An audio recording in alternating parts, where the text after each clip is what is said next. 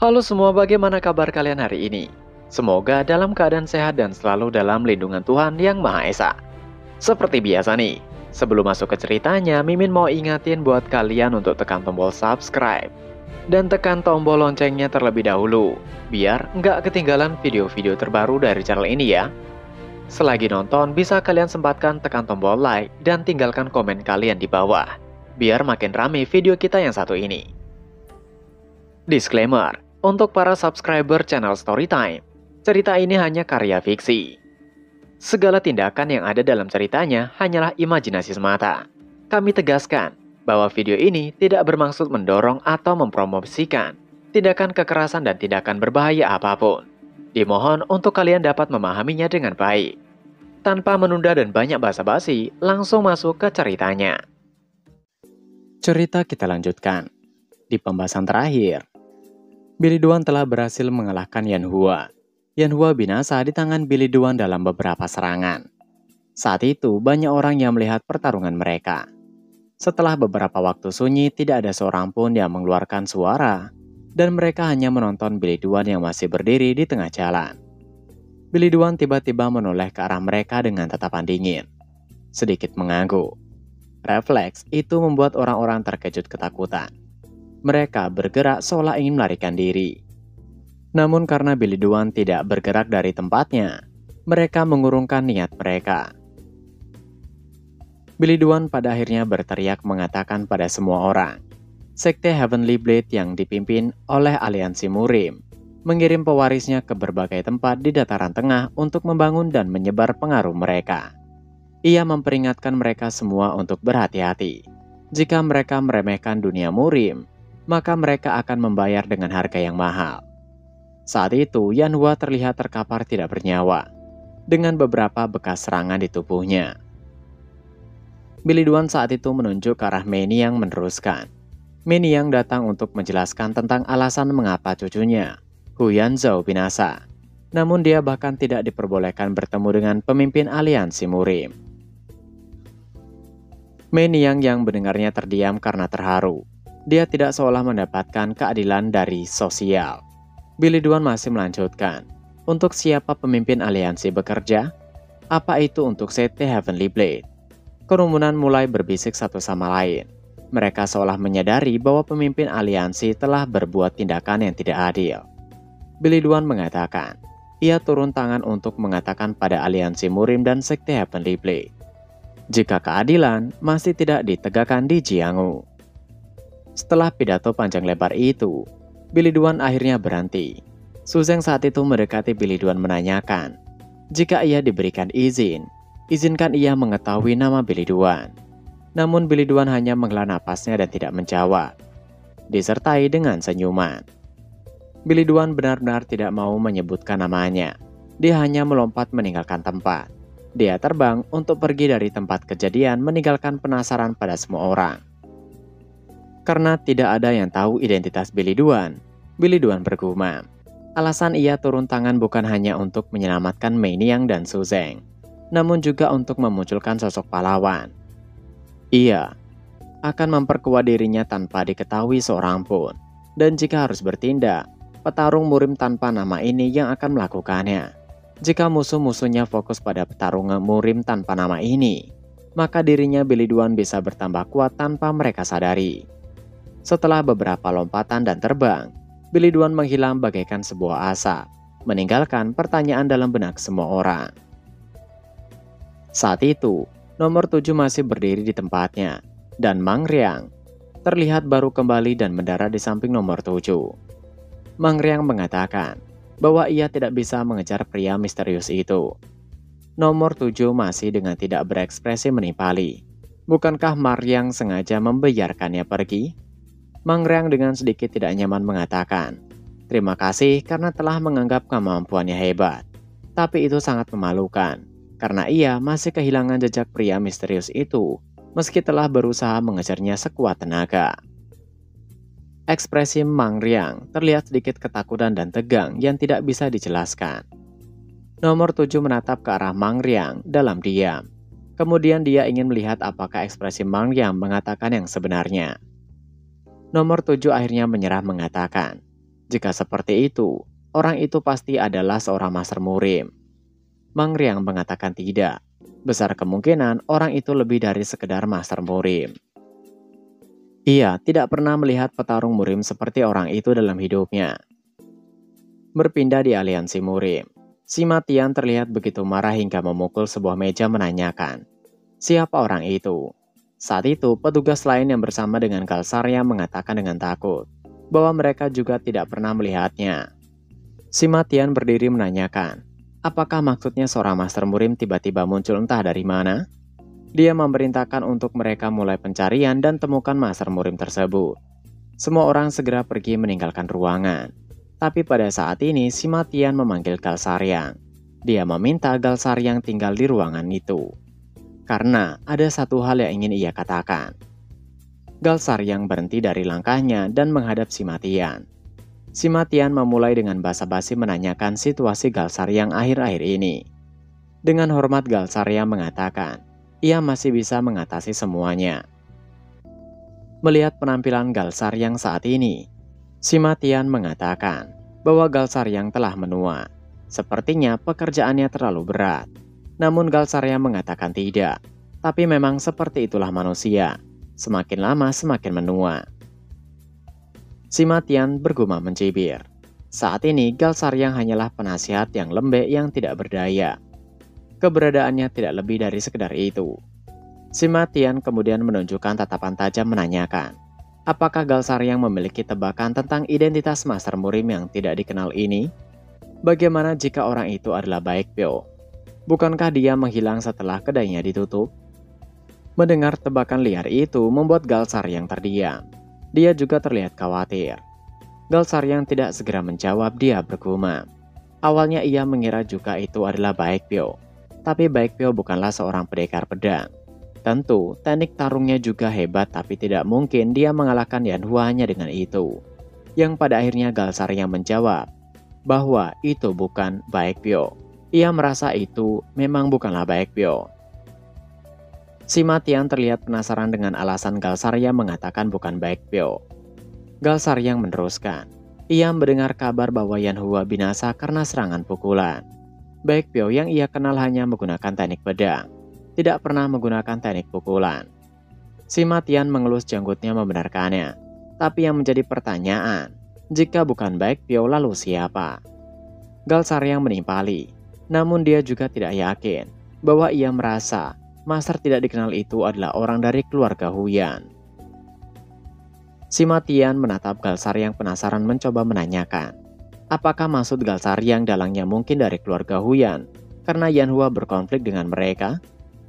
Galsaryang membenarkannya, itu adalah salah satu alasannya. Tapi Yanhua mengumumkan jika dia akan menghabisi murid-murid dari keluarga Huyan. Bahkan dia sampai menangkap Meiniang dari keluarga Huyan. Sima Tian terkejut menanyakan, apakah Yanhua melakukan itu? Galsaryang membenarkannya. Ia mendapatkan informasi ini dari seorang yang ia kenal di sana. Mendengar itu membuat Sima Tian menatap tajam ke arah Galsaryang. Tatapan yang tidak bisa dijelaskan. Namun Galsaryang mengerti. Dengan dia mengatakan itu pada Sima Tian mungkin akan menjadi lebih waspada padanya.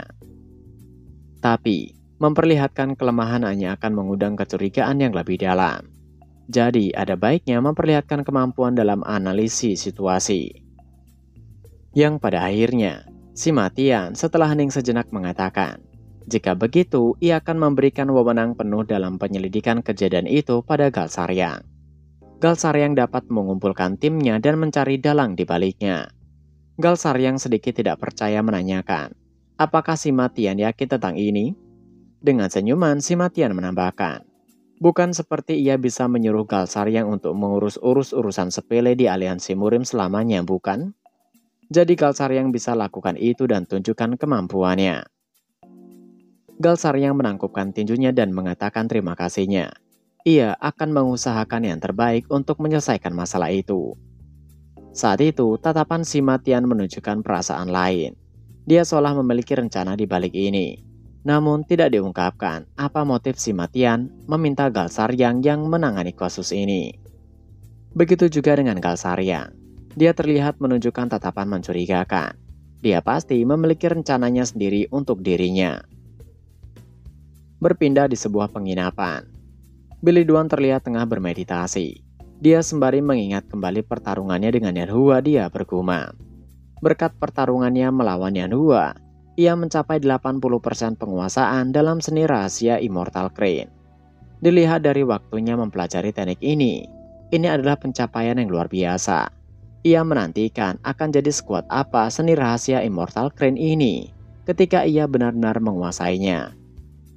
Saat tengah fokus bermeditasi, tiba-tiba seseorang memanggil Billy Duan dari luar, yang ternyata adalah Guan Tao. Dia dengan tergesa-gesa menanyakan pada Billy Duan, apakah Billy Duan telah mendengar kabarnya? Billy Duan merapikan jubahnya menanyakan kabar apa yang Guan Tao maksud. Guan Tao menjelaskan, yang mana itu tentang petarung murim yang tidak dikenal menghabisi Yan Hua si pembantai hanya dengan sekali serangan. Bahkan petarung murim tak dikenal itu menyatakan akan menghancurkan sekte Heavenly Blade jika mereka melakukan tindakan kejahatan lagi. Billy Duan tersenyum canggung menggumamkan julukan petarung murim yang tak dikenal. Namun ia juga tidak mengatakan akan menghancurkan sekte Heavenly Blade.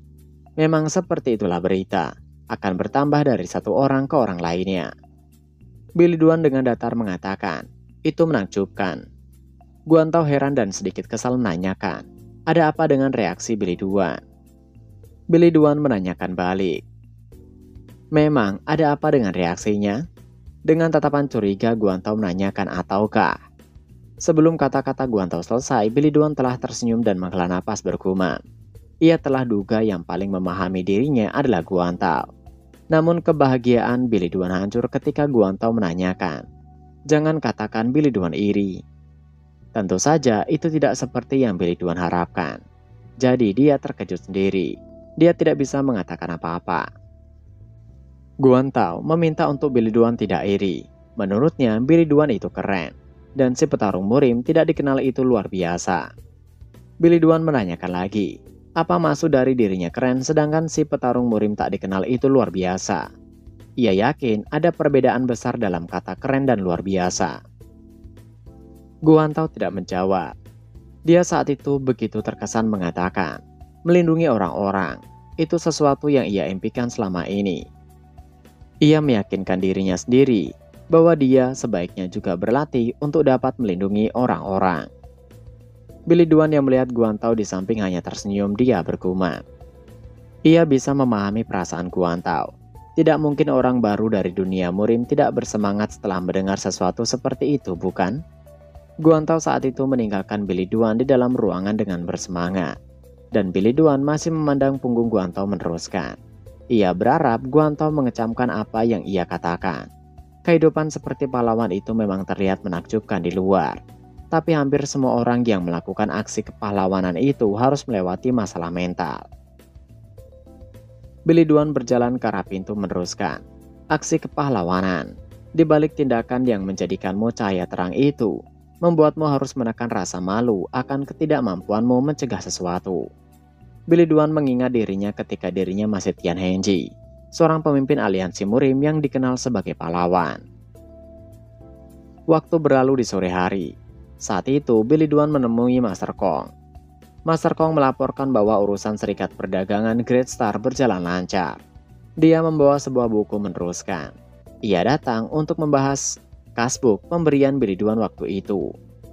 Billy Duan melihatnya dan membacanya. Itu adalah kasbook milik Yatian dari Night Trader Shando. Master Kong memberikan satu buku lagi meneruskan. Untungnya bahasa rahasia di dalam buku ini menggunakan susunan bahasa yang biasanya dipakai. Jadi ia bisa menerjemahkannya tanpa kendala. Dan itu catatan dana masuknya. Billy Duan membaca dalam diam. Dia melihat arus masuk dana Night Trader. Master Kong meneruskan, Yatian melakukan investasi di berbagai serikat perdagangan di dataran tengah. Waktu ia memeriksa keuntungan yang didapatkan itu sangat besar. Jadi, jika diizinkan, ia akan membangun hubungan dengan serikat-serikat ini. Billy Duan menimpali, mereka masih belum bisa terlihat di permukaan. Master Kong menjelaskan, jika tentang itu Billy Duan tidak perlu khawatir. Karena ada banyak orang lain yang melakukan investasi di satu serikat perdagangan selain Yatian. bahkan bisa sampai puluhan atau ratusan orang. Selama serikat-serikat mereka tidak serakah, mereka tidak akan menyadarinya. Akhirnya, Billy Dwan menutup bukunya mengatakan, jika begitu, Master Kong bisa melakukannya dan urus masalah itu.